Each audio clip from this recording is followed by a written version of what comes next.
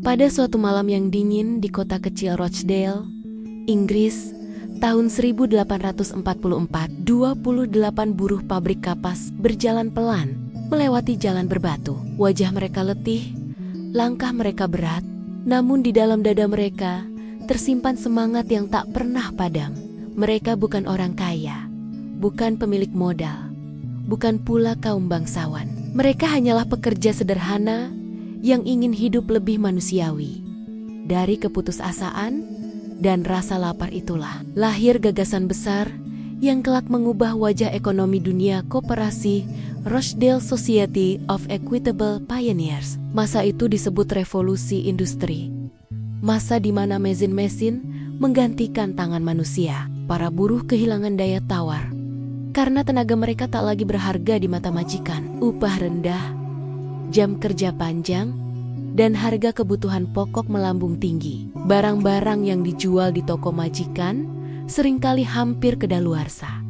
Kualitasnya rendah dan harganya tidak terjangkau oleh rakyat kecil. Dalam penderitaan itu, lahirlah pemikiran seorang tokoh bernama Robert Owen. Ia dikenal sebagai bapak sosialisme Inggris karena menolak keras eksploitasi manusia oleh manusia. Menurutnya, ekonomi harus dibangun di atas nilai moral, bukan keserakahan. Pemikiran Owen menjadi inspirasi bagi para buruh Rochdale untuk berdiskusi, mencari jalan keluar dari tekanan hidup, dan akhirnya menemukan jawaban dalam satu kata sederhana: koperasi. Dengan semangat kebersamaan, 28 buruh itu menyisihkan sebagian kecil dari gaji mereka setiap minggu. Setelah berbulan-bulan, terkumpullah modal yang cukup untuk membuka sebuah toko kecil di Toadland, Rochdale. Toko itu menjual barang kebutuhan pokok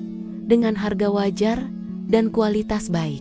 Mereka menamakan usaha itu Rochdale Society of Equitable Pioneers, perkumpulan para perintis yang adil dari Rochdale. Namun yang lebih penting dari toko itu bukanlah tembok atau rak dagangan, melainkan nilai yang mereka tanamkan. Mereka menyusun aturan bahwa setiap anggota memiliki hak suara yang sama tanpa memandang besar kecil modalnya. Keuntungan tidak dibagikan kepada pemilik modal, melainkan kepada seluruh anggota sesuai kontribusi mereka. Mereka juga menekankan kejujuran, keterbukaan, dan pendidikan bagi setiap anggota. Dari sinilah lahir cikal bakal 7 prinsip koperasi dunia yang hingga kini menjadi fondasi gerakan koperasi di seluruh dunia. 7 prinsip itu sederhana, namun sangat kuat.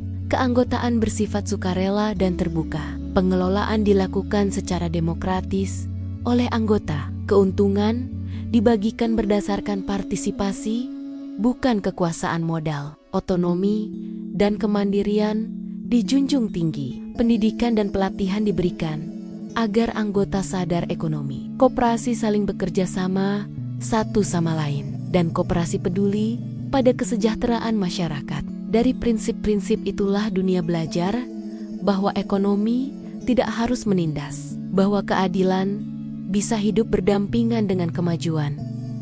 Rochdale bukan sekadar kisah ekonomi, ia adalah kisah kemanusiaan. Waktu berjalan, dan ide besar itu menyebar ke berbagai belahan dunia. Gerakan koperasi menjadi simbol perlawanan rakyat kecil terhadap ketimpangan ekonomi. Setiap toko, setiap kelompok, setiap organisasi yang berdiri atas dasar keadilan dan kebersamaan menghidupkan kembali semangat Rochdale. Dan jauh di timur, di tanah air kita, Indonesia, semangat itu menemukan rumahnya. Bangsa Indonesia yang baru merdeka memahami bahwa kedaulatan ekonomi tidak bisa bergantung pada segelintir orang. Maka Presiden Soekarno dengan tegas berkata, koperasi adalah soko guru perekonomian nasional. Sebuah kalimat yang bukan sekadar slogan, melainkan arah perjuangan. Pemerintah Indonesia kemudian menetapkan Undang-Undang Nomor 25 Tahun 1992 tentang perkoperasian. Dalam pasal 3 dijelaskan bahwa tujuan koperasi adalah meningkatkan kesejahteraan anggota, pada khususnya, dan masyarakat pada umumnya, serta ikut membangun tatanan ekonomi nasional yang demokratis dan berkeadilan. Undang-undang ini menegaskan bahwa koperasi Indonesia berasaskan kekeluargaan dan gotong royong dengan prinsip keanggotaan terbuka, pengelolaan demokratis, pembagian hasil usaha yang adil, dan kemandirian yang berpihak pada rakyat kecil.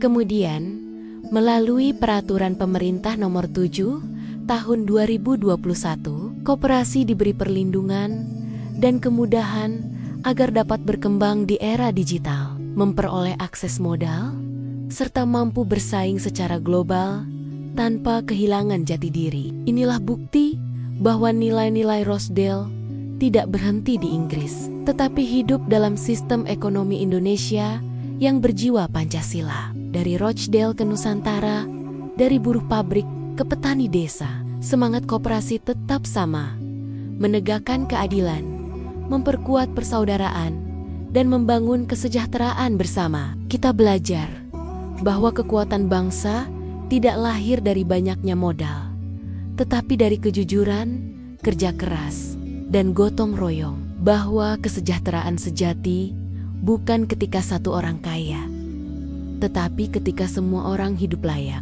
Seperti pesan Bung Hatta, Bapak Koperasi Indonesia, koperasi bukan hanya soal uang, tapi soal harga diri manusia yang ingin hidup mandiri. Dan dari Robert Owen hingga Bung Hatta, dari Rochdale hingga Indonesia, ada satu nilai yang tak pernah padam, yaitu keyakinan bahwa manusia bisa hidup adil jika mau berbagi. Hari ini, koperasi tidak lagi hanya toko kecil di sudut jalan. Ia telah menjadi gerakan besar yang menyentuh jutaan jiwa. Ia hadir di kampung, di sekolah, di pesantren, di pasar, bahkan di ruang digital. Koperasi menjadi jembatan antara ekonomi dan kemanusiaan, antara cita-cita dan kenyataan. Selama semangat gotong royong masih hidup dalam dada bangsa Indonesia, selama kejujuran dan rasa adil masih dijaga, selama Pancasila masih menjadi cahaya bagi negeri ini, koperasi akan terus menjadi jalan menuju kemandirian dan kemerdekaan sejati. Karena dari Rochdale, kita belajar arti keadilan, dan dari Indonesia, dunia belajar arti persaudaraan.